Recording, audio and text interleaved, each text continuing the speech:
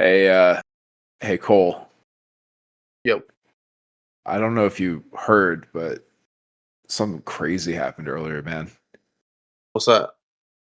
I heard screams of tens of millions of absolutely drunk, wasted football hooligans at the same time in a chorus singing "It's Coming Home." It Yeah, yeah. There's a real possibility you did hear that. was crazy, man.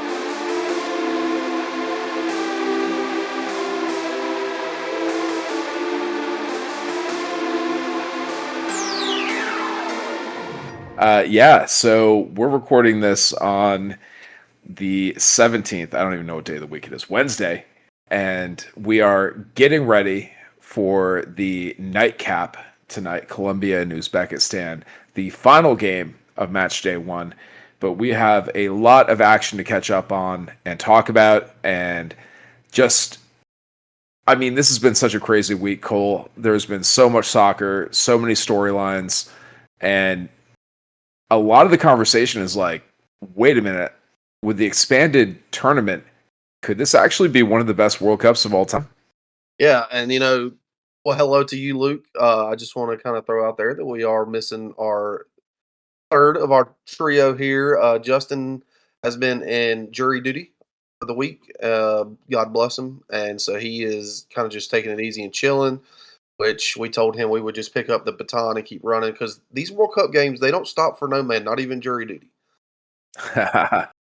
Luke, I'm gonna be honest with you, man. I was very apprehensive at the beginning of this World Cup as far as with the expanded format. I thought part of me thought that the minnows, quote unquote, if you will, would just get swallowed up pretty easily, and that it would just be a bunch of blowouts in the group stage. But I have been pleasantly surprised, and we're gonna go through. The last time we talked to the folks, we had left off with what had happened in Group E while we were recording. Germany and Curacao were playing.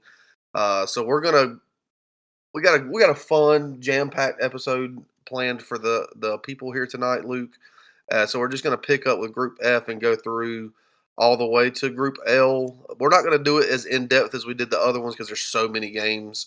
We're just kind of gonna go through the groups, where the standings are, and our I guess match of the first group or the first round in each group, and we get our thoughts. Luke, you down, man? You ready to go? How you feeling? Yeah, feeling good, man. It's been a lot of soccer, and I've tried to watch as much as I can, but with work obligations and different things, I haven't been able to watch every single minute of the World Cup. But I'll tell you what, this is the Queen City Soccer Show. I'm Level Up Luke. That's Cole Godfrey, as always. And we are here to break down the week in soccer action, the biggest summer of soccer, perhaps in our lifetimes of this generation in the United States, man. The 2026 World Cup. And like you said, we're going to pick up with Group F. And this was actually my game of the match day prediction. This is the one I was most excited for. Netherlands and Japan. Dude, this was a crazy one. You have perhaps the tallest team in the World Cup in the Netherlands and the shortest team in Japan. I don't know if that's scientifically accurate, but it certainly is how it felt as I was watching this game, man. I mean, it was just this could be a quarterfinal preview. I think these two teams could both advance. They looked very strong, and both of them stuck to their styles. Quiet first half. It was scoreless at halftime, but we did have a goal in the 51st minute from Virgil van Dijk. I mean, talk about a legend of the game. And then Nakamura answers in the 57th. 1-1. Japan's hanging with them. Netherlands takes the lead again in the 64th minute. And it felt like at that point, Netherlands was settling in. They were going to try to hold on to the win. And I started watching basically in the second half. And Japan was just dominating possession from that point. And they kept trying to cross the ball into the box with very little success. And I'm sitting here going, oh my God. Trying to cross the ball on Netherlands when they have like a solid, like probably 8 or 9 inch average height advantage on your players is a bold move. Let's see if it pays off.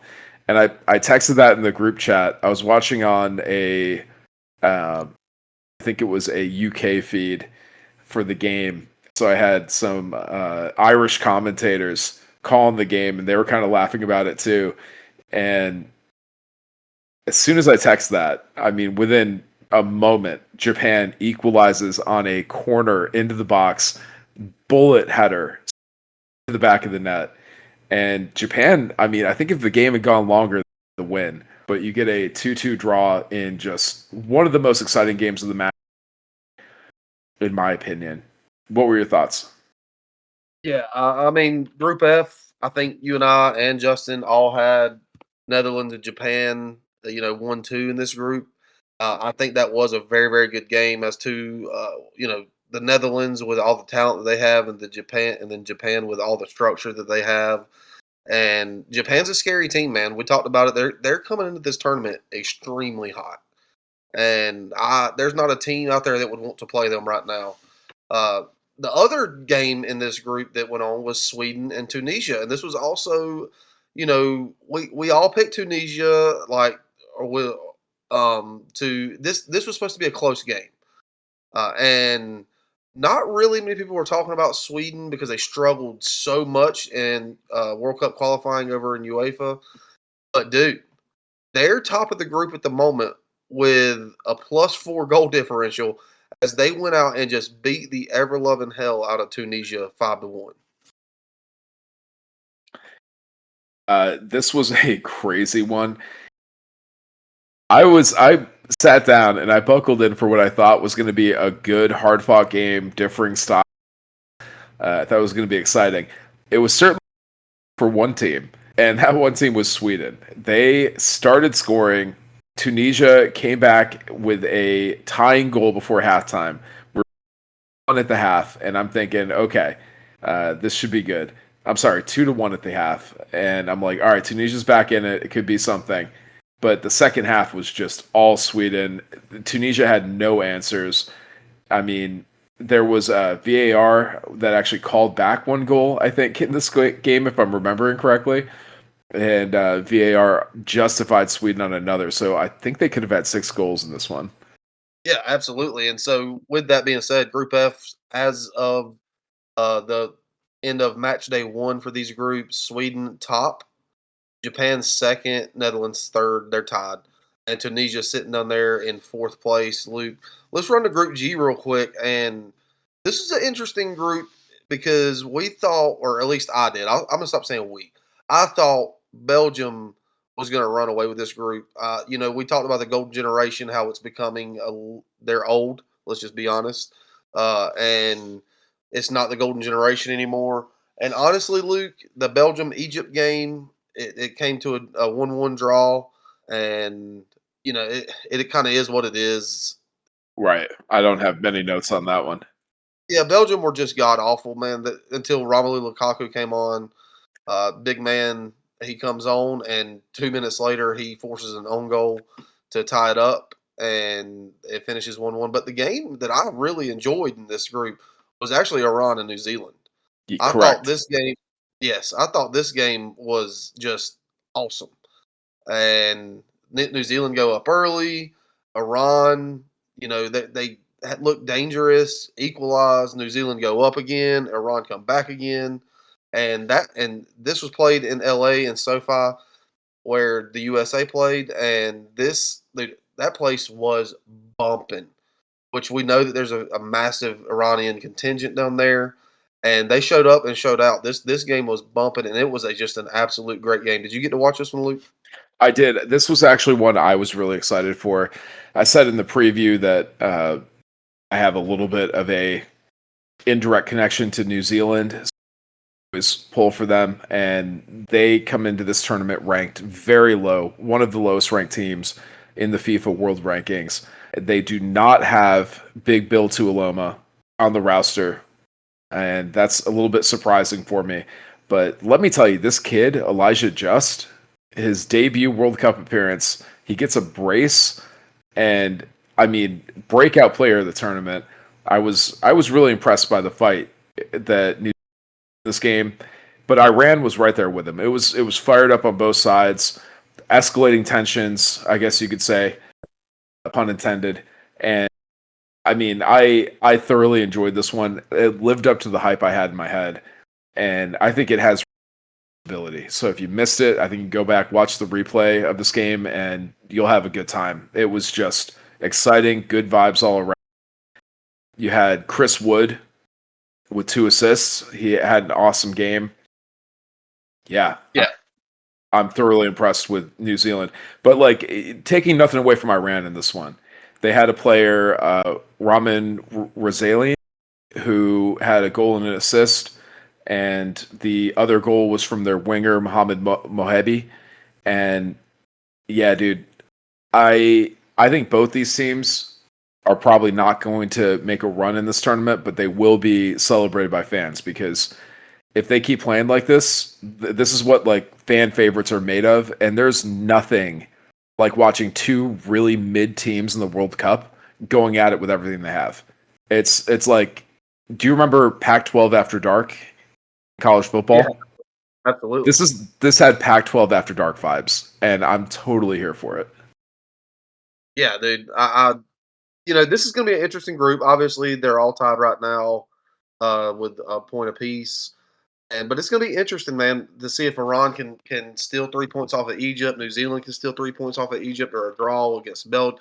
This Group G is going to be an interesting one to keep an eye on. And so, Luke, now we go to where we thought 2 of the big boys were going to be in Uruguay and Spain, Saudi Arabia, and Cape Verde. And I'll tell you, Luke, we actually skipped one, I believe. Ivory Coast and Ecuador, Cote d'Ivoire, came out with a win late in this one. Hard fought match. Ecuador came into this in Conemble, and the most defensive team, only allowing 5 goals. So it turns out, if you're very defensive and you don't allow any goals, you also need to score goals to win. And Ecuador could not find the offense. This was kind of a snooze fest, in my opinion. Ivory Coast finally got one from Diallo at the end of the game. Yeah, sorry, that was Group E. Well, you're right. That was after the Germany Curacao game. So yeah, so Ecuador come in extremely hot, man, and just got absolutely put out by Cote d'Ivoire, Ivory Coast, however you I want mean, to they say can't it. score. I think that Ecuador has a chance to get grouped in this one. I don't think they're going to win any games. They might get a 0-0 draw if they can hold up, but I just don't see where the offense is coming from. It was one of the most boring games I've seen in this World Cup so far. Yeah. With that being said, Luke, let's move to Group H. Like I said, you had Uruguay, Saudi Arabia, Spain, and Cape Verde. I think I can speak for everyone on this one that we thought Uruguay would beat Saudi Arabia and Spain would have no problem with Cape Verde, the debutantes. Luke, this is crazy. They all sit on 1 point at the end of the match day one. Uruguay and Saudi Arabia each draw, or they draw 1-1. Spain and Cape Verde go to a 0-0 stalemate, which just seems like the biggest win for Cape Verde. I'm hearing all over where their goalkeeper, he went into this match with 50,000 followers on Instagram. Now he's up to like 10 million. And just absolute scenes, man, down in Atlanta, Georgia. Cape Verde, big ups to you. Massive, massive result. I mean, even if they don't get out of this group, Luke, they can hang their hats on this for the rest of their lives. There's times when a draw feels like a loss. There's times when a draw feels like a win.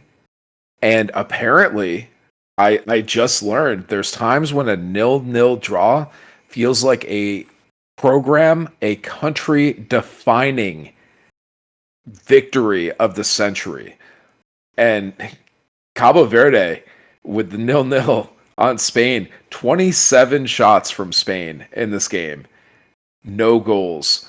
Cabo Verde has to be just absolutely electric. Riots in the streets. I mean, this is the game of the century, the game of their entire history. I believe they were founded as a country in like 1975. They don't have a lot of national history, but this game might be the biggest event in the last 50 years for them since they were founded as a country. Absolutely, you cannot understate how big this was for Cabo Verde. And I mean, their goalkeeper, just shout out to Vozina. He did such a good job back there. And there's a story that some senators are trying to get State Department to like fast track a visa so his mom can come watch him play in the World Cup. I think that's kind of politics BS. That's kind of performative, but it's just such a good story that even the dinosaurs in Washington want to latch onto the story and try to get a little bit of credibility from it. So, I mean, Spain, I think we can have a conversation about that. But the story here is absolutely this Cinderella story to even make it into the World Cup for Cape Verde, and now to have a draw against arguably one of the best teams in the world in Yeah. Spain, an all-star roster. Yeah, absolutely. And Spain, a pick by many to win the World Cup. They just are absolutely loaded and I couldn't mean, break them down.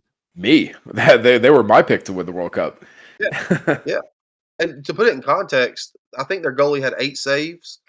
Think about this, man. In 2014 in Brazil, Tim Howard against Belgium had 18 saves. Yeah, Absolutely insane. But the other game in this group, Luke, Uruguay versus Saudi Arabia.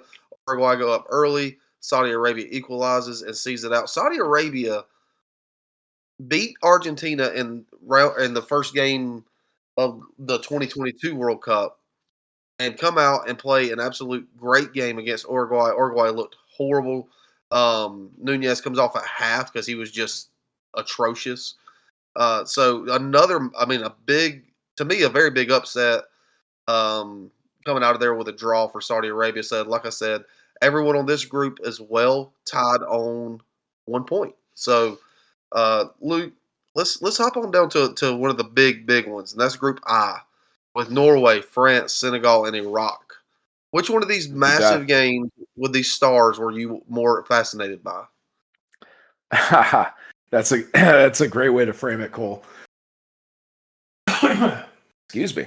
Um, I gotta say, I'm not a big France supporter. I'm not a francophone. I'm not a francophile. I'm not into the whole France thing. But my goodness, Mbappe is one of my favorite world class athletes. Like you talk about these d'Or finalists. Mbappe is my favorite out of that group. I'll take him over Messi and Ronaldo and even Erling Haaland. Like I love me some Mbappe. I think he's a lot more fun. I like his style, his flair. Um, Mbappe with a brace in this one, and yeah, he actually almost had a penalty kick on top of that. He could have had a hat trick in this one. And I mean, France is that all-star team. We talked about in the preview they could probably field 2 World Cup teams and do pretty well. But yeah, they absolutely destroyed Senegal. Senegal, I mean, they showed up, they played hard, but they just couldn't hold up. They didn't have the horses for this race. And I got to say Nicholas Jackson was very unimpressive. I think he could have should have scored. Um, he did not, and that's a difficult one for Senegal. Their substitute super sub Mbaye did score on this one, but the starting lineup, man, their attack looked pretty ineffective. Couldn't capitalize on chances. So disappointing for Senegal, but what a show from France. Yeah. Yeah, and France struggled in that first half. It was 1-1 going into halftime. Mbappe, he wasn't really. It's interesting. I don't know, Luke. I don't know if you watch a lot of Real Madrid or how he plays for them. He is so good and so quick when he gets the ball and running in between those channels. And with Elise and Dembele out there, you would think that it would happen 10 times a half, and it just didn't happen that first half. It did in that second half, and that's when France kind of turned it on and ran away from Senegal there. The other match in this one, Luke, is Norway and Iraq. And again, Iraq, man, they fought. They fought in this match in that first half, but at the end of the day, Erling Haaland, he's inevitable, and he scores 2 goals And it just, I mean, look, man, Norway is not an elite team by any stretch of the imagination, but when you have somebody who can put away goals the way that Erling Haaland can, all he needs is a half a chance, and he's going to make something happen. So with somebody like that, Martin Odegaard, obviously we know what he does, but with Haaland on the field, you have a chance no matter who you're playing. But the cast around him, I think, is what's going to kind of stop this team when they get into the knockouts when they come up against some of these big boys. But big ups to them. I'm ready for that Norway France game. That's going to be very very interesting to watch. Um, so right now, Luke, Norway's sitting on top of the group actually because of goal differential. They got 3+3, France at +2, and then Senegal and Iraq sitting on there in third and fourth. And then there was Group J with Argentina, Austria, Jordan, and Algeria. Luke, let me get this one out of the way real quick. Austria and Jordan last night was the midnight match. So, for these sickos out here like myself who did stay up and watch it because The both of us, yeah. yeah, I'm in World Cup fever dream right now, man. It's, I've been very lucky the past 2 weeks to where my work schedule has fell when I'm at the fire department. I work Saturday, Sunday, so didn't have a whole lot going on. So I just got to sit there and watch it. And then my 4 days off from the fire department, I have been I've been working, but I've been off by like 2 o'clock at the late 2 o'clock, 3 o'clock at the latest. So I've been able to watch every single game and just about. And dude, this was an interesting game. Jordan, obviously one of the debutantes, and but Austria was just a little too much. Jordan sat in that low block, man, and absorbed pressure. But but Austria just found a way to break them down, and they do get the win on the night. Luke, there was another game in Group J with Argentina and Algeria. I don't know if you've seen this or if you watched it live or if you've seen the highlights or if you've ever heard of this guy. His name's Lionel Messi. I last night was the first time I've ever heard of him. But dude, he had a pretty good game, man. Yeah, MLS legend, all-star Lionel Messi absolutely showed up and put the USA on the map. The MLS's first 3 goals of the tournament, I believe, from Mr. Messi. And yeah, I thought the Spanish commentators were losing their mind at the Brazil team and the absolute, slobbering they were doing over Brazil. But I forgot what it's like watching the Spanish commentators with Messi on the pitch because they love them some Argentina. Um, that was quite an experience to watch. Yeah, Messi, I feel like you can't give him the easy goals, and Algeria gave him too many easy opportunities, but he also just had like Golazo in there. So Yeah. what are you going to do? Well, Luke, I want to say the 2 things. So, well, 3 things. First thing is Zinedine Zidane's son was actually the goalkeeper for Algeria, and I absolutely hate that for him that you have to go up against Lionel Messi in Argentina in Yeah, your first World Cup match. That sucks. But I will say the first goal that Messi scored, it was a rope, should have been saved without a doubt. The second goal is where he just got the rebound and put it in. The third goal was the one where it's like nobody on the Algeria backline closed him down. He ran straight at him, and nobody closed him down. And of all the people on this planet that you need to close down and not let him get on his left foot, that's the one that's been that way for 20 years. And correct. they didn't, and so he made them pay. And with that, Luke, he joins Miroslav Klose as the joint leading goal scorer in history for the World Cup.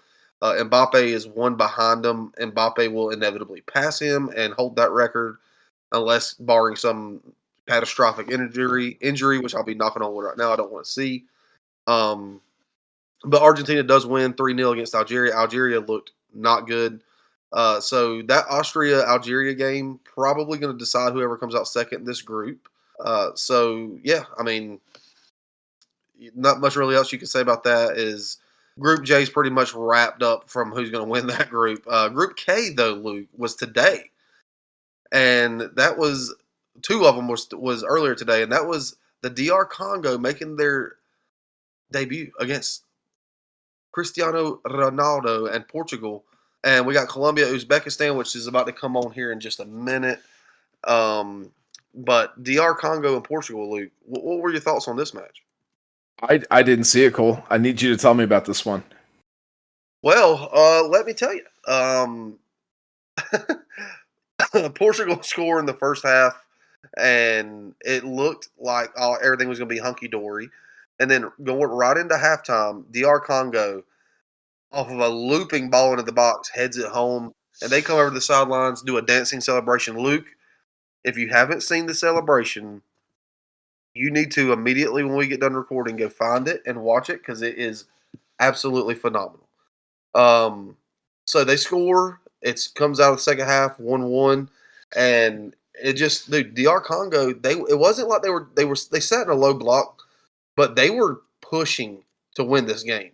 The last 20 to 25 minutes of this match, Luke, it was anybody's. It was because it was back and forth. Congo would go and hit on the counterattack and have good looks, and then Portugal would come back and kind of sustain a little bit of possession in their final third and have good looks, but nobody could find a winner. So another massive draw for the little guy. And I honestly I think Congo deserved the win here, man. And Portugal, another dark horse and another not even a dark horse, another very popular pick to win this tournament. Looked atrocious, dude. And Cristiano Ronaldo, no, I'll speak for Justin because we were talking about in our group text. He's, you know, it's very interesting because it's Cristiano Ronaldo. We know what he is. We know what he brings to the table. But at the same time, they're horrible with him on the pitch, man. They are a much better team when he's coming off of the bench as a super sub or he's just not playing. But the problem is if Cristiano Ronaldo wants to play, Cristiano Ronaldo is going to play, and it's hindered them the past few tournaments, and it hindered them again today, and it's going to continue to hinder them. Like I said, Colombia, Uzbekistan, the other teams in this group, they're getting ready to kick off here in a few minutes. Group L, the last group that we are going to talk about, Luke, and all four of these games were today. Let's start with Ghana, Panama, as it just ended. Ghana steals it at the death. That Yeah, man. That was heartbreaking for Panama. I mean, I would have liked to have seen them get a win here because they are that kind of chaos agent of CONCACAF. Yep. And I really thought we were going to see that kind of Pac-12 after dark vibes and have this one be a sneaky good watch. It was not. Panama controlled almost the entire game. Ghana had brief stretches where they had a little bit of activity, but I mean, I really thought Panama had a shot in this one, and that Ghana goal was just, it was on kind of a break at the end. No momentum. They just like got the ball and rushed the goal, and boom. Boom goes the dynamite. Yeah, that was heartbreaking. Panama had one more chance after. I mean, it was 6 minutes of added time, and they were like 8.5 minutes into added time when Panama got another opportunity. Yeah. It was, I think, a corner kick, and just kind of a scrum ensued. Panama ends up getting a yellow card. And you watch back the replay, dude. Panama didn't do shit. It was all Ghana pushing and shoving, but the second guy gets the call. So insult to injury for Panama at the end of this match. I don't think they're taking points off of England or Croatia. So this may be the end of Panama in the World Cup, and Ghana could have a chance to advance because of this result. Just heartbreak finish. Yeah. Well, the other match in this group was the big one, man, was England versus Croatia. And it got off to a hot start. Luka Modric fouls an England player in the box. Harry Kane sets up to take the penalty. It is saved. And then VAR says that the goalie came off of this line too soon, so he gets a second chance. And the one person in this world, other than Lionel Messi, you don't want having to take a second chance on a penalty is Harry Kane. And he buries it. And then Croatia come right back. Croatia come back and score and tie it up 1-1, and then Harry Kane again off of a header, and then Croatia come back and score again through Musa, FC Dallas Musa, who this game was played in Dallas, Luke. So for him, he was in tears. obviously just the emotions of it being in the World Cup, but an FC Dallas player starting in the World Cup as a 9 for Croatia and scoring when he plays in Dallas for his club team. Just really cool stuff to see. And then Luke, it kind of England is stacked, man. When you can bring off, and then Jude Bellingham scores, but you can bring on Saka, you can bring on Marcus Rashford as they did, and Rashford does get the fourth goal. This team is we're used to them struggling in the end or towards the end of tournaments, but this team is loaded, Luke. Yeah, I mean, I remember that controversy around, I think it was the Euros, where a lot of the younger players at the time were called out with some kind of, you know, racist undertones or even overtones.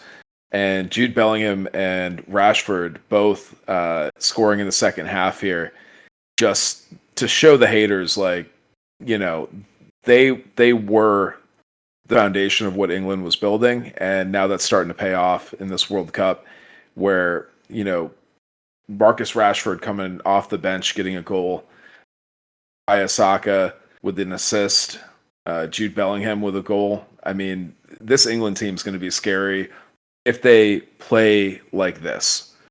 And Yep. I would have concerns because of those early goals they allowed, but Croatia's a good team, man. Like, not to take anything away from them. And Yeah. like you said, that MLS connection. I was watching the UK broadcast of this, and they were making jokes about how England it's their first time playing in Dallas, but this isn't their first rodeo. Yeah. They've been through Yeah. this before. Yeah. And you know, with that being said, Luke, you got England sitting on top of the group, Ghana in second, both on 3 points, with Panama and Croatia in third and fourth. And yeah, so look, that does it for our match day one group stage through all the way to A through L. Whew, that was a lot. And I'm not mad about it, Luke. It's a ton of teams. And, we still, like I said, we still got one more game to go with Colombia and Uzbekistan getting ready to come up. But yeah, man, Luke, there's a Let's few things. Go ahead. Yeah, I was gonna say, I think now that we've kind of ran through these games, I'd say let's take a look and go group by group and give our pick for the best team in the group, not the highest ranked team, but power ranking, which team looks the strongest to advance. Okay. Let's just start out Group A. Who do you All got right, as go ahead. your Mexico, South Korea, Czechia, South Africa? Who do you got in your power rankings for your favored team here? I would have to go with South Korea. Um, it's Mexico's up there, obviously, but I said in our preview show that Mexico's the class of this group. I've changed my mind. I think South Korea be a much better Czechia team than Mexico did South Africa and look better doing it. And that's going to be a very good game. That game is actually tomorrow, so that's going to be a interesting game there, my friend. Yep. Welcome to my point of view, where I said South Korea would top the group. And I got to say, even with my expectations going into this, I did not account for the beauty that they would bring to the game. You watch a lot of these teams out there, and in international soccer, you have to keep it pretty basic. There's a lot of 4-4-2, a lot of players who don't normally play together or have the chemistry, so you got to keep things pretty simple and fundamental. It's a different style of soccer from watching club ball. We know that. But South Korea brought absolute beauty and technical prowess to that game against Czechia, and it blew me away. My expectations were nowhere near high enough for South Korea, so I'm right there with you. I got them top of Group A. Moving on to Group B. Switzerland on top on points, Canada, Qatar, and Bosnia Herzegovina. Yeah, I'll be honest with you, man. I really don't know what to think about this group so far. None of these teams really impress me. Um, you I know, mean, hey, Swi- let's just press pause real quick. Both games had a 1-1 draw, so they were all yeah, tied on the table on yeah, points, goal differential. Everybody has a 1-1 draw on the record out of these four yeah. teams. It is, pardon my French, a clusterfuck of mediocrity in Group B. Yeah, and it is, and that's why it's so difficult to pick a power ranking for this because they're all so even right now. Obviously, Qatar stole that one, stole a point from Switzerland, but Switzerland, it shouldn't even have been close. Switzerland has the quality to beat the hell out of Qatar, and they couldn't. But I'm going to go just with home field advantage. I'm going to go with Canada and then Switzerland on this one. All right. Well, I'll take the opposite. I'll say I got Switzerland on top, followed by Canada. So I'm putting Switzerland in my power ranking in the number one spot. I think that they have more upside. They just need to take it out of second. I think Switzerland is the kind of team that just gets stuck kind of in the mud, and they don't have the fire to kick things up. And if they can find it, I think that they could be a contender. But Canada has the home field advantage. Their problem isn't the fire; they have plenty of it. It's being able to dial in and kind of focus on the match. With Jesse Marsh, I mean, the upside is huge, but the downside of having a bad loss in this group, I could see Qatar, Herzegovina, absolutely coming away with 3 points if Canada doesn't focus and keep their eye on the ball, as they say. Yeah, I mean, obviously the match of this group between Switzerland and Canada will be the last game. It's going to mean something now. So realistically, whoever wins that game is probably let me put it this way, the loser of that game may not be going on, man. Yep. Group C. Scotland is on top of the group. It's coming home, baby. The inventors of soccer, Scotland, on top of the group. Yeah, at me. Come at me in the comments. I dare you. Morocco and Brazil had a 1-1 draw, and Haiti, of course, arguably should have had a draw, should have had a point in this group. But we have a very strong group here, Cole. Who's on top of your power ranking? I mean, who looked the best out of these four teams? Is that what you're asking me? Because if you're asking me Power that, ranking, yeah. if you're asking me that, Haiti looked the best, which is just crazy because they're sitting in fourth because they got beat by Scotland. But Brazil, Morocco didn't look good. Haiti to me was the better team against Scotland, and Scotland found a way to get 3 points. I mean, realistically, we know what's going to happen. We know Brazil's going to beat up on Haiti. We know Brazil's probably going to beat Scotland. But dude, so far in this World Cup, man, I could see Brazil drawing Scotland. And I could see, Haiti pushing Morocco. But, at the end of the day, what do? I mean, realistically, it's going to be Brazil. But, I mean, who looked the best? It was Haiti. Okay, I like that. That's a bold, hot take. I got to take the opposing here. I think Morocco is top of my power ranking in Group C because it was proof of concept. They played that compact, tight style, and they completely frustrated and ground down Brazil, came away with a point. Now the group is theirs for the taking. I think Morocco can beat Scotland and Haiti, just like Brazil can. But the potential is here for Morocco to win the group. They got their biggest game out of the way, and their style of play is just unbelievable to me. Right up there with South Korea. The teams I would have at the top of my overall power ranking, Morocco and Morocco would be right up there. I think that they're very impressive. Out of that Middle East contingent, North Africa, Middle East, I think Morocco is probably my favorite team in terms of their style. And I hate that style of play, but they do it so well. Can't fault it. Group D, USA, Australia, Turkey, and Paraguay. Yeah. So, real quick, this game I didn't realize was the Colombia-Uzbekistan game, which is about to kick off. I didn't realize it was being played in the Azteca. And, dude, Yeah. that place is solid yellow for Colombia, Yep. man. So this actually had one of the, I think, highest ticket prices of the round one games. Yeah. Colombia is going to be so good, man. But sorry, I didn't mean to derail us there for a second. But yeah, so Group D, Australia looked really good against Turkey and Turkey.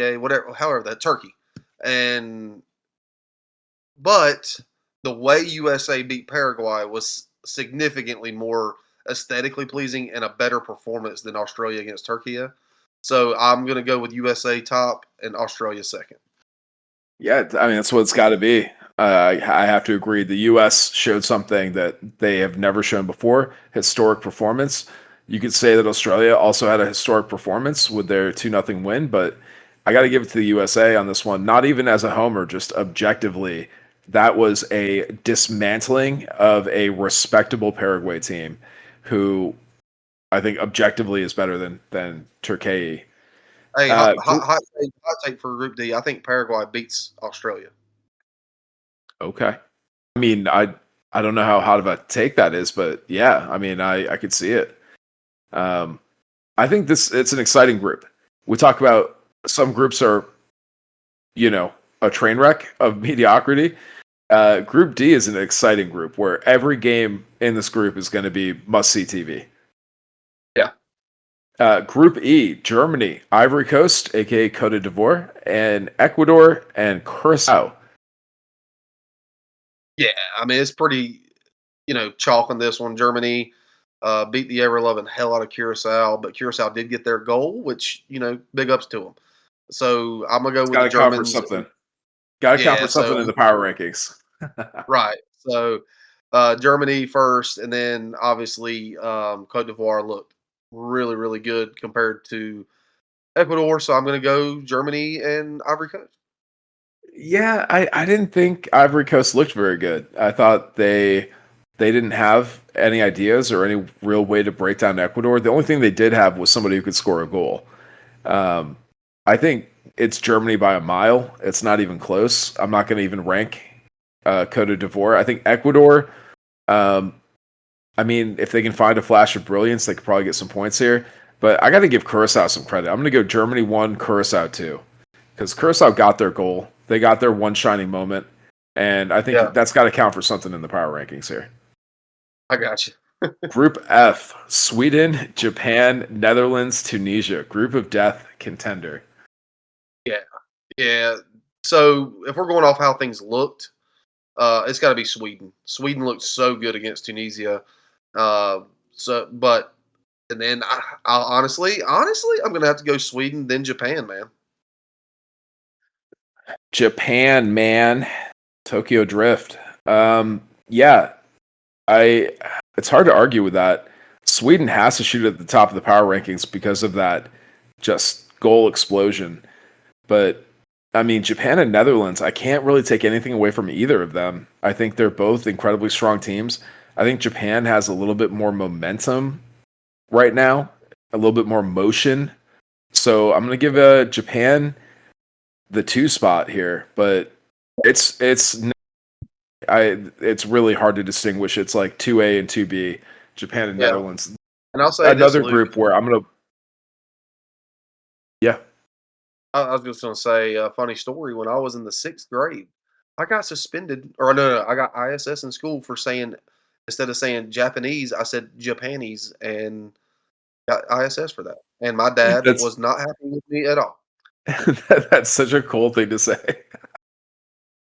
I could see that. No malice, no malice. Yeah, I love the samurai blue, man. I'm definitely pulling for Japan. But Sweden just looks. I mean, we'll see if they can do it. On a Wednesday night or whatever their next game's Well, going to we're gonna be. honestly, Luke, we're gonna see how good, or we're gonna see if it's because Sweden was that good, or if Tunisia is just that bad. Yeah, Because you facts. know we're used to seeing Tunisia be a decent team, but like I said, Sweden were god awful in World Cup qualifying. Man, they were horrific and barely qualified for the World Cup. So it was just an onslaught that I was not expecting. But yeah, they definitely, you win 5-1, you're going to be top of the power rankings in your group. Group G, New Zealand sits on top. I mean, it's a top brand because they had a 2-2 draw, and Belgium and Egypt had a 1-1 draw. Train Yeah, wreck of mediocrity. Group G, yeah. contender for Luke, I want to say though, New Zealand and Iran looked better than Belgium and Egypt. Egypt did correct. not look good at all, and Belgium played down to their competition. They were just stagnant. They could they they could not break down Egypt's low block, and they couldn't go through the middle on them. They didn't look threatening at all. At least New Zealand, just with a brace, at least they looked. It was an entertaining game, and they looked cohesive, and so did Iran. Yep. Who do you got? Power rankings. Yeah, I'm gonna go with. You know what? I'm gonna be a little controversial. I'm gonna go with Iran because they went down twice and came back twice, and that's an extremely difficult thing to do, and that shows their tenacity a little bit and shows their grit. And so I'll go Iran 1, New Zealand 2. Yeah, and I mean, I said that in the preview, man. Iran's path through the Asia qualifying was very tough. They got the wins, they topped the groups, but they had to keep fighting round after round after round. And I think that veteran presence, I said in the preview, like that's what they have going for them is experience, and they showed that in this match against New Zealand. I'm gonna have to go with New Zealand number one in the group. That the youth, the energy, I think, can carry you a long way if you can sustain it. I'm going to go New Zealand 1 and probably Egypt 2, but Egypt and Iran kind of neck and neck there. I got you. Group H, we got Uruguay, Saudi Arabia, Spain, and Cabo Verde. Oh man, Cape Verde. And next question, please. Seriously, I One, mean, seriously, Cape Verde was the story of this group, yep, and they did. Look, man, if we're being realistic about it, they weren't threatening Spain, but they held on for dear life and got a draw. But it's Spain, and you're Cape Verde. You know what I'm saying? My buddy was asking me because everybody knows Spain's good at soccer. Everyone knows that, and he was asking me because I guess he's seen something on social media. Put it in football, in college football terms, the Spain Cape Verde. I said Appalachian State beating Michigan. That correct. that's how big of a deal it is. So for me, I'm gonna go Cape Verde 1, Saudi Arabia 2, brother. Yeah, man. The memes from the World Cup have been amazing. There was one, I think it was a Virginia Tech game where they're carrying Beamer off and the scoreboard says 0-0 going into overtime, and they're celebrating like it's a win. That was Cabo Verde, man. Like Yeah, yeah. It was it, like when USMNT drew Canada in the World Cup in 2010, and uh, an English tabloid put USMNT win 0-0. oh yeah, I mean this was levels above that even. I mean, Oh it yeah, wasn't just a win. It was a completely one-sided annihilation of Spain in a 0-0 draw. um, yeah, Cabo Verde, next question. But I will give a shout out here. The Kingdom, I got in second place, man. Saudi Arabia, I think, looked impressive against Uruguay. They held on. They got their equalizer. Got to give it to Saudi Arabia, two spot. Moving on, Group I, another group of death contender: Norway, France, Senegal, Iraq. yeah. I mean, you could have 1A, 1B here, Luke. Norway and France both did what they should do against the opposition that they played. I'm going to go with France 1 simply because Senegal is much better than Iraq, and France, took care of them pretty easily after that first half. So I'm going to go France 1, Norway 2. I would have to agree for the same reasons. You know, that's going to be quite a game, France and Norway. Yeah, And we do have kickoff here. Uzbekistan and Colombia is underway. yeah, Colombia in the green kits looks really good. I think yeah, if you dude. take I a was just thinking that. yeah, I think if you take a swing that bold with the color choice, it can go one of two ways, and they're pulling it off, man. Like people talk about the Seattle Sounders or the Oregon Ducks looks that these teams try to do. Columbia's pulling it off. All Yeah, right, moving on. Maybe that'll give them a point in the power ranking when we get to them. Group J: Argentina, Austria, Jordan, and Algeria. Triple A and J. Who do you got? yeah. I don't think it's close. Argentina 1, Austria 2. Chalk. Yep. Group K: Congo, Portugal, and then in action right now, Colombia and Uzbekistan. Yeah, I Uh, mean, It obviously depends on this result tonight, but, it doesn't honestly, actually, it doesn't matter the result tonight. Colombia could beat Uzbekistan 15-1. I'm still gonna put DR Congo up there, man. You go out there, same regions as Cape Verde. You go out there and you beat a just absolute world European giant. Not beat, but you draw with them and you get a point off of them. I'm gonna go with DR Congo 1. Well, I had Colombia as my uh, kind of. I don't know if you even consider them a dark horse, but I have them as one of my picks to go, quarterfinal, semifinal, and they show up in these fly kits with the Azteca packed out in yellow. I'm giving Colombia the tentative one spot just as a homer based on very little evidence. But yeah, shout out to Congo and Portugal. I mean, disappointing, but it is Yeah. what it is with Ronaldo. I'm gonna have to get one of these jerseys, Columbia jerseys. Those things are sick. Yeah, I actually left the microphone while you were talking earlier and tried to find my Columbia kit to put on, and couldn't find it. So, Shout out Jorge Torres, friend of the show. yeah, shout out. Exactly. Group L, England, Ghana, Panama, and Croatia. Yeah, I don't think it's close, man. I think England, far and away are the best team in this group, and they showed that today. I'll go Ghana second simply because they got the 3 points as well. Yeah, Group L is last but not least. I thought of that joke a little too late. Um, yeah, I mean, England, not even close. Absolutely showed up and did what they were supposed to do. Ghana, I'm not sold on Ghana. I'm not convinced. I think Panama should have won that. But if you can't close it out, you're not going to get points in the power ranking, right? So I'm going to go England 1 and Croatia 2. Yep. And yeah, I mean, that's what we got right now. Third place team rankings as we stand through match day 1. Netherlands is on top based on their 2 goals scored in a draw. All of the third place teams have 1 point in the top 6 here. Spain, 6th place in the third place rankings with a 0-0 draw. So,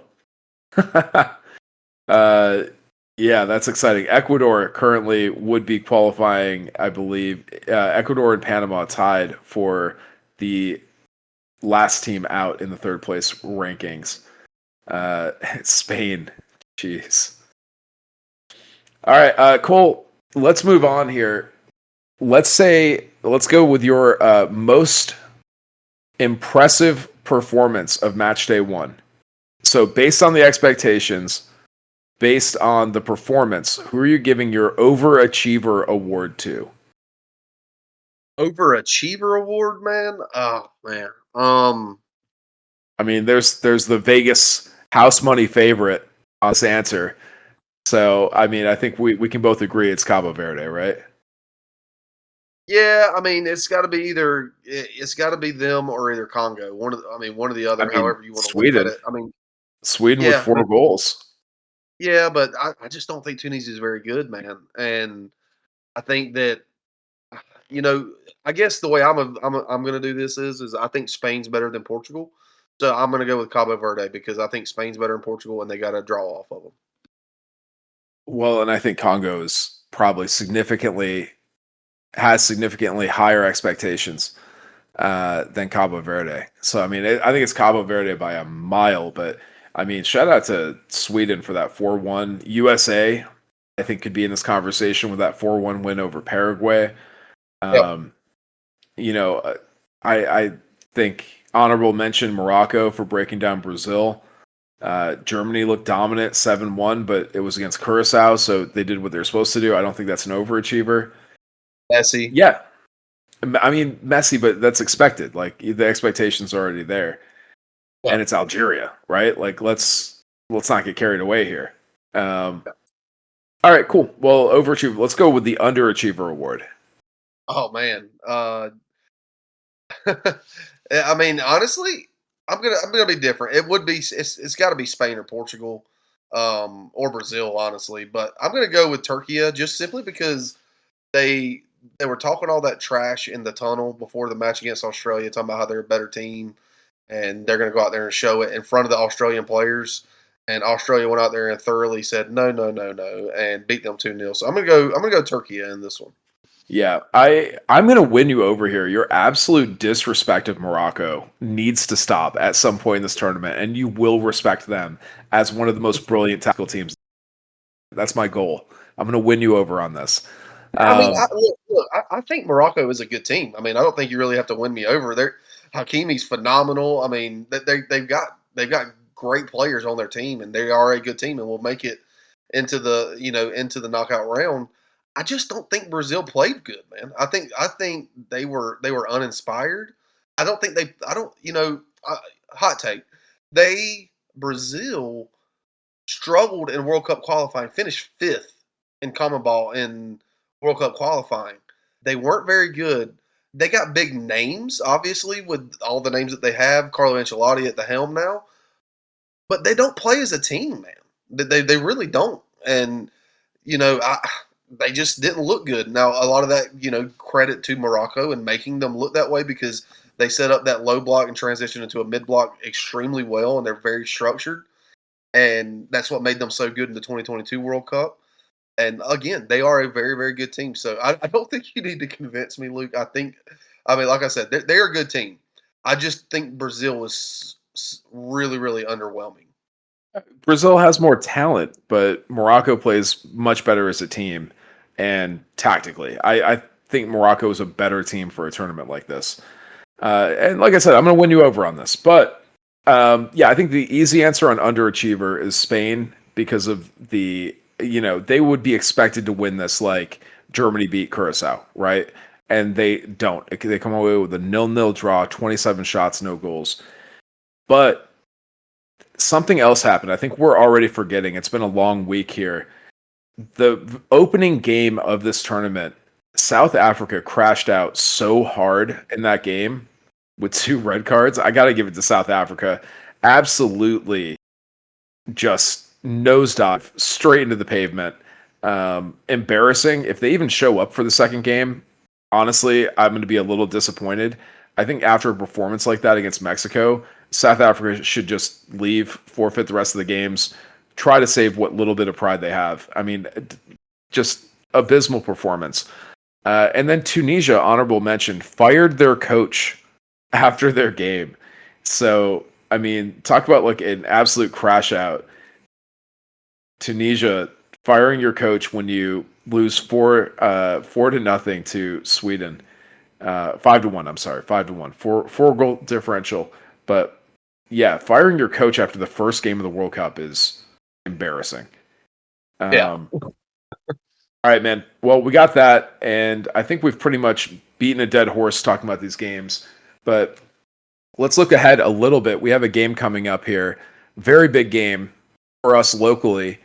The United States are taking on our Trans-Pacific partners in Australia, land down under, home of Crocodile Dundee, not Foster's beer. That's an American beer that pretends to be Australian. Home of Vegemite. And let's go with Aussie Rules Football, one of the most fun variations and branches of the sport that we have. Kind of a variation of rugby, akin to Gaelic rules football. Yeah, Australia, very fun country, very fun people. Beaches, summer sun, one of the most diverse biomes, and everything in that country is trying to kill you. So these are some survivors from the outback, and this is the new wave of Australians. A lot of African immigrants on this team. So yeah, What's it's funny, really Lou? You bring up everything on that island is trying to kill you. Yeah, I've listened to a lot of Australians, man, and they're more scared of being in America because they're like, you know, y'all have venomous spiders, y'all have venomous snakes here as well. Y'all also have alligators. The one thing that and Adam Greentree, I don't know if you know who that is, but he's a very well renowned he he did the skydiving from almost outer space with Red Bull. oh yeah, yeah, Uh, yeah. I saw he's that. from Australia. Yeah, he's from Australia, and he went on Joe Rogan's podcast, and he was talking. He said, man, y'all have everything that we have. plus y'all have mountain lions, plus y'all have bears, plus y'all have wolves. And so it's just funny that we think that because I think that same thing, but they think that America is scarier than Australia when it comes to wildlife. Well, that's it. That's interesting. We also have a much more dangerous factor in more guns than people, where Australia banned guns and basically got rid of them all except for hunting. So, leading cause of death in the U.S. is not the dangerous animals. But not taking a shot. We're both proud, responsible gun owners, I'm sure. So, it is what it is. Um, yeah, Australia, man. This game coming up. No Archie Goodwin, unfortunately. Charlotte FC does not get the nod for the young striker, but they do have some dangerous players. I think we should talk about this Australia team, man. Do you think they can hold up against Poch's tactically revamped U.S. national team here? Um, yes, I do. Look, this team, we US did play them in a friendly last year or earlier, yeah, last year, and was they won 2-1. But man, this team is really really good. They know how they want to play. They're extremely physical, and they can break on transition, and they don't need a massive chance to put it away. We've seen that from Iracunda and Metcalf in both of their goals against Turkey. And you know, the US, this game's going to be played up in Seattle, which I think, LA was a great atmosphere. I was very surprised at how good the atmosphere was down in LA. I think the performance had a lot to do with that. But Seattle's a different ball game to me. I think Seattle's a lot more ravenous fans. We see that with the Sounders and the Seahawks. I think it's a different ball game, and I think that place will be. I think Lumen Field will be absolutely rocking. So I think you got that behind you as the U.S. And I think the style of play that Australia plays, the U.S. is not going to be able to do what they did against Paraguay. Paraguay sit in a mid block, so there's a lot more open space to run in behind for players like Christian Pulisic, Tillman, Serginho Dest, and Weston McKennie and Fuller and Balogun, which they did wonderfully against Paraguay. Australia is not going to give you that option. They're going to sit in a low block, and when you turn the ball over, they are going to try to make you pay. Now, what's interesting about this, and where I think this game is going to be won or lost for the U.S., Luke, is in the back. I think because look, the U.S. is going to have the majority of possession. The U.S. is going to try to have to break this team down, and I don't. But when they do turn the ball over, unless they're just Chris Richards and go 83 for 83 passing, when they do turn the ball over, Tim Ream is going to have to be able to get back against the likes of Aaron Kunda, who is rapid. So they're going to have to cover Serginho Dest, Jedi Robinson, Tyler Adams, Weston McKinney. They're going to have to do a great job of tracking back and making this difficult on them getting forward. And honestly, do what they did against Paraguay and try to get every single second ball they can, and just try to. If the U.S. can go out and score an early goal like they did against Paraguay, I think that the U.S. is going to win 2-0, 3-0, 3-1 type of game. But if this game is going into halftime, it's still 0-0 or it's 1-0, I think you're going to be in for a 90-minute dogfight. Yeah, man. Australia has they banned guns, but this team has some weapons. Okay, they replaced Matty Ice for a new goalkeeper, Patrick Beach, and I thought he had a performance. Can he keep it up against this U.S. team who's going to be shooting? We got Christian Pulisic, we got Serginho Dest, we got Florian Balogun. Beach is going to have his work cut out for him, but like you said, Irakundi is. I mean, I'm sorry.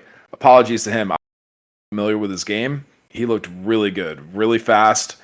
That kind of like low motor where he's not the tallest guy, but he just can run. He has that burst acceleration. Connor Metcalf had a really good game. He's dangerous. I think the U.S. defense is up for the challenge. I'm just concerned if we get away in our defensive third like we did against Paraguay. Where I think Australia can be really dangerous on it. I think U.S. still wins this. I think we got the talent, enough depth where we're able to just outclass this Australia team, but I think it'll be an entertaining game. I don't think there's going to be a dull Well, moment in the contest.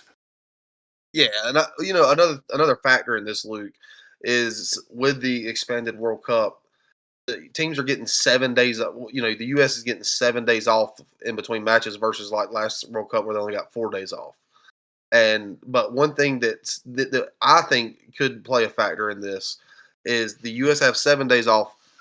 Australia only has 5 days off, and they had to fly back. They didn't get back to LA from Vancouver until 5 in the morning. And so essentially they got five. So it's there's a little bit of discrepancy there in rest and recovery. And by all accounts, Christian Pulisic, he's still training he's still training away from the team. He's not training with the team. Pardon me, with in training. So and there's all this. Is he going to play? Is he going to play? Tyler Adams come out and said, "Listen, quit worrying about Christian Pulisic. He's Christian Pulisic. He's going to play." And I think that they're just kind of being a little cautious with him. But I do think Christian Pulisic plays. And listen, if Christian Pulisic stays in the form that he's been in, that this is nobody's going to want to play the United States of America because when he can split two defenders like he did against Paraguay, when he can run at players and play off of players and get in behind and provide service to Balogun, this is going to be a dangerous team. So the problem with that is against Australia that like I said, that low block, that five at the back system that they're going to play, they essentially play a 5-4-1 and they congest that midfield, which I think kind of works in the favor of the US honestly because they want you to play out wide versus going through the middle of them.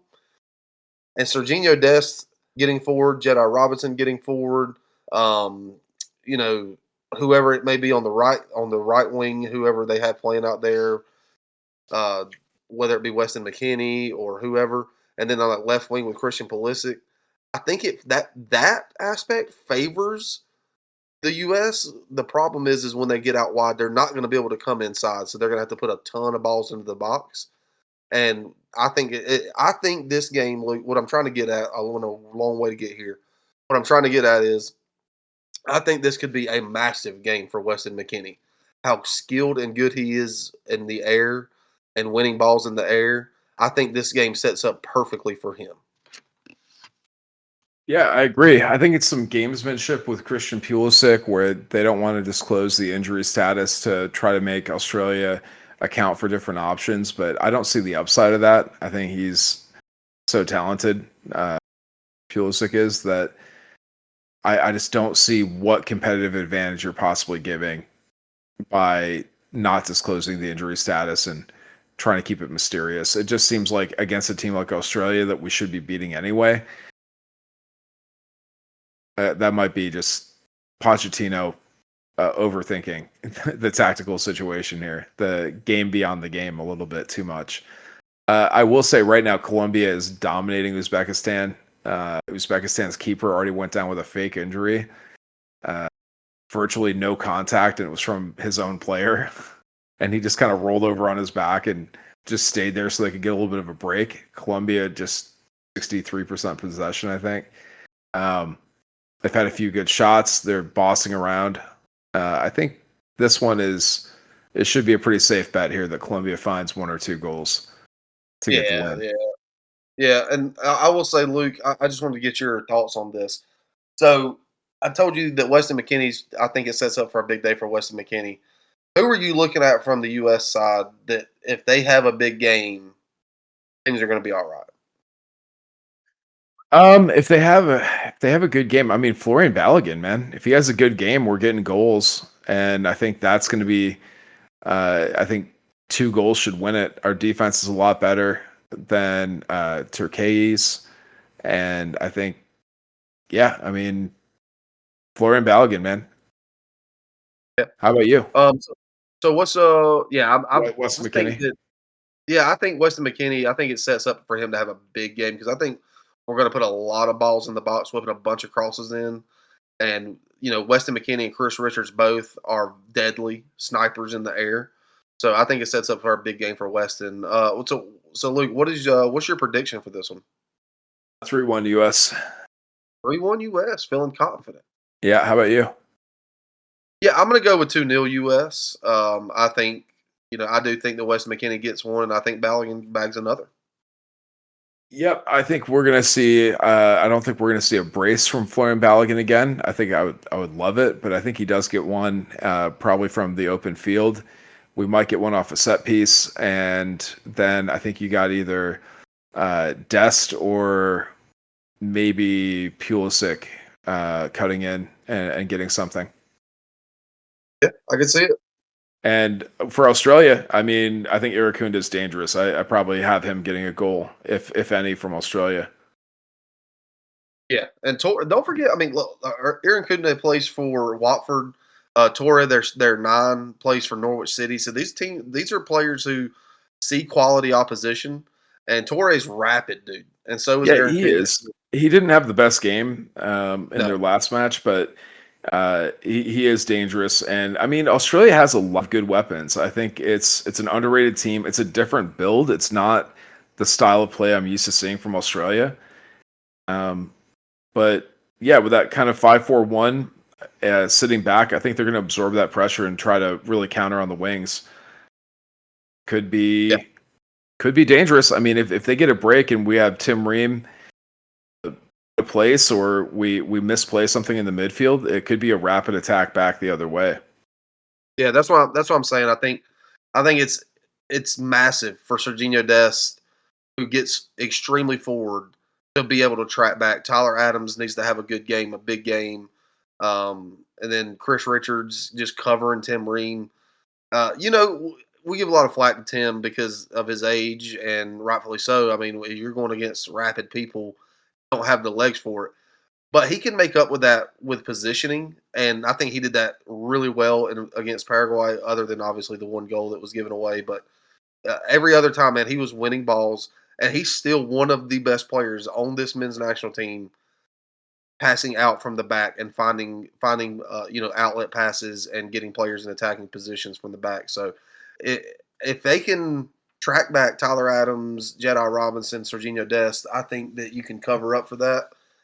And I think that if you go up 1-0, here's the whole thing, Luke.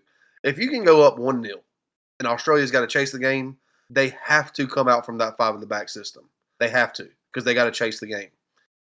That's when, if they start chasing the game, that's when I think the U.S. can really open up and show their quality, and and put a lot of pressure on Australia. Well, and that's where you can talk about the mentality. They've been saying in interviews recently, Pochettino has been really hammering home the mentality that it's like take no prisoners. We're going after it. We're here to dominate. We're not taking disrespect from anybody. We're the USA.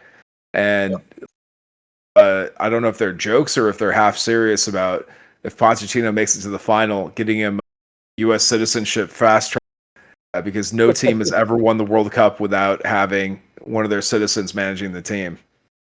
Yeah, yeah, and like I said earlier, I think I think Pochettino will have these guys ready, and I think the U.S. has got a swagger about them right this moment. I think Lumen Field, like I said, is going to be rocking, and Absolutely. yeah, I mean, I just think that it sets up well for the U.S. I'm not taking anything away from Australia.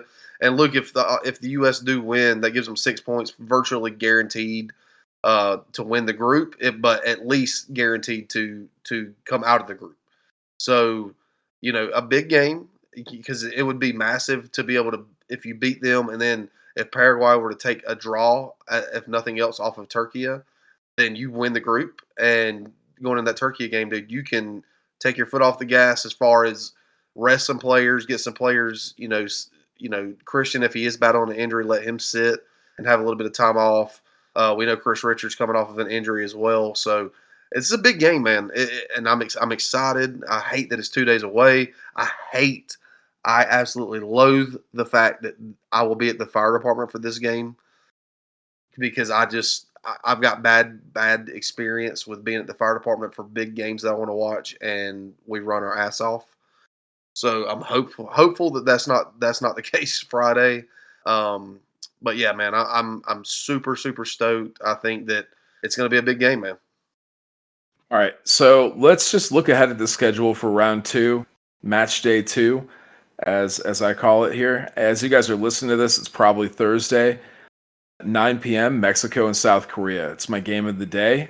I think Canada and Qatar could be interesting from a CONCACAF perspective, but maybe Switzerland and Bosnia Herzegovina has a little bit of drama. But Mexico South Korea is my game of the day for Thursday the 18th. USA Australia, obviously, on Friday. That's going to be the big one. Looking ahead a little bit further, I think Netherlands Sweden could be interesting. Yeah, yeah. So What Luke, else let we me got ask you here? this.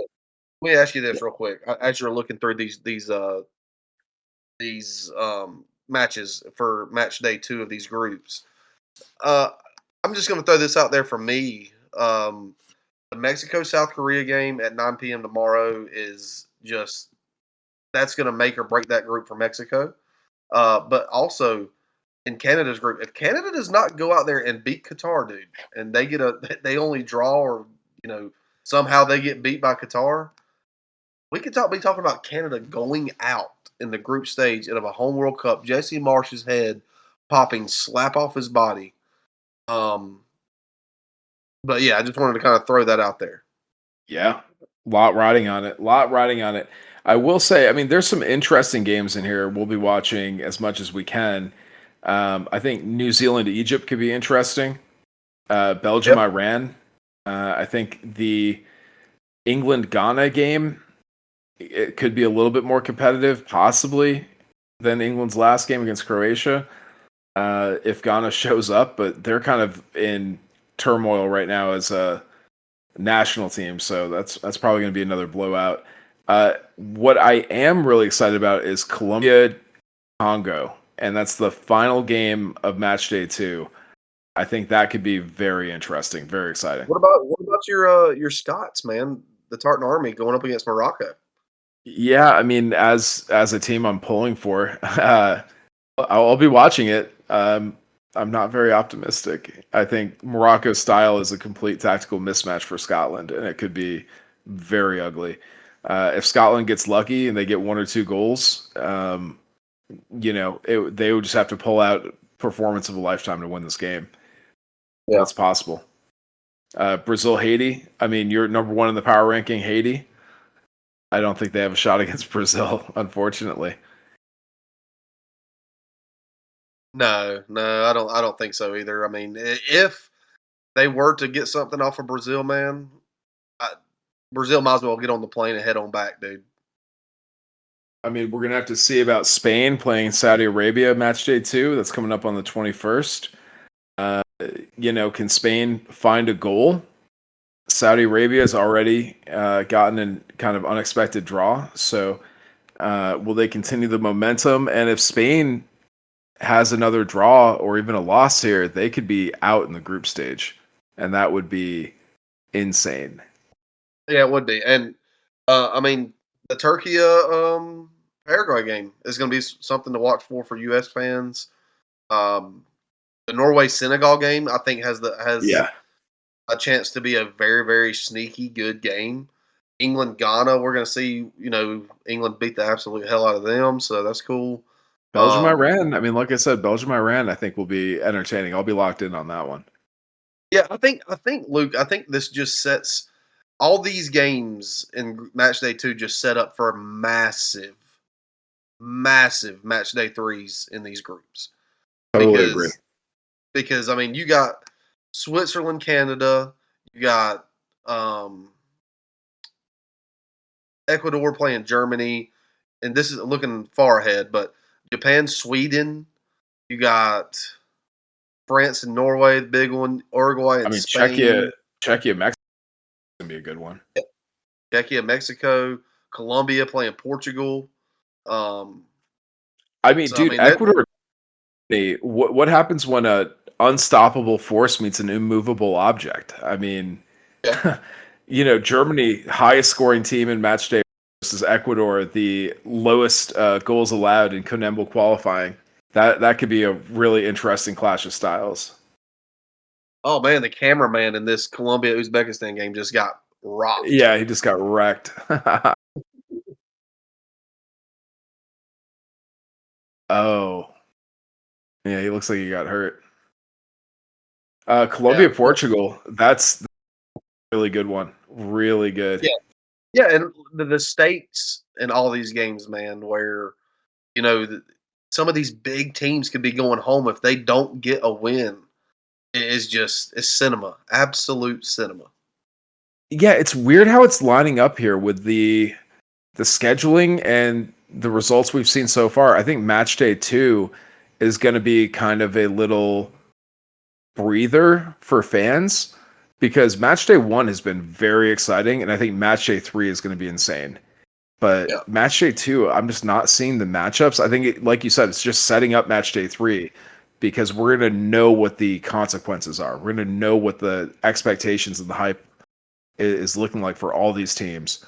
right. And match day 2, there's not a whole lot here for me to sink teeth into. But that's the great thing about the World Cup is like every day something is going to surprise you. Yeah, and look, man, we've seen it already. Just because we're saying, in match day 2, that Jordan playing Argentina, that oh man, dude, we've seen it so far. Jordan can come out and stun everyone, and that's the magic of the World Cup, man. That's why we all watch these games because just because the team has much more talent doesn't mean that they're gonna get the result that they need or want. Man, that's brutal for Colombia off the inside of the post. Yeah. Oh, all right. Well, I think that does it for us. That has been a lot to process. Very long episode, but hey, guys, if you like our little podcast here, our little conversation, make sure to give us a 5-star rating, a subscribe on your podcast feed of choice, Spotify, Apple, wherever you get your podcasts, YouTube. Give us a like and subscribe, and tell friends, post about the pod on social media. That would be much appreciated. Send in your comments, questions, personal attacks on us for our takes. We'd love to hear it. And as always, this is the Queen City Soccer Show at QCS Pod on the socials. I'm Level Up Luke. That's my partner, Cole Godfrey. Justin Kurtz, we miss you, buddy. Good luck with jury duty. I hope it's just as fun as it looks on the TV show. And we will catch you guys next time with some more World Cup action, recaps, and maybe some local soccer coverage. As And always, also, Cole, it as always, is for the crown. for the crown, for the cup. Cup.